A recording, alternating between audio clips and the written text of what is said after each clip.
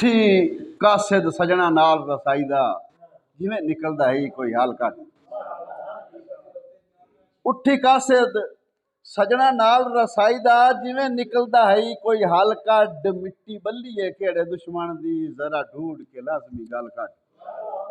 ते तैथों नासिर कदी नहीं सुओला रखिया ओधी मैली नियत चू मल कड पई त्रुटदी है डोर हयाती दी किसे हिले अपेड़ के वल कड।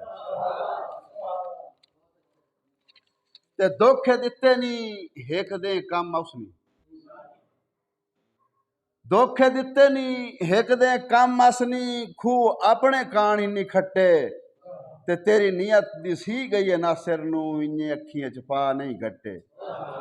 ते नहीं भूलदे सबक वफा ले जिन्ना होन जबान ते रट्टे रखी ज़हन च हौले हो वेंदे थोड़े नित जेड़े खावेन वट्टे। ते के बनसी अज दे मुस्लिम दा के बनसी अज दे मुस्लिम दा टप गया है दीन दा बन्ना। ते भुल गई सू जैज नजैज दी वंड होया ज़र दी हिरस च अन्ना।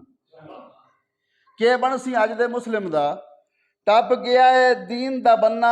भुल गई सू जैज नजैज दी वंड होया ज़र दी हिरस च अन्ना। ते 5 वार मसीती सद वगदा है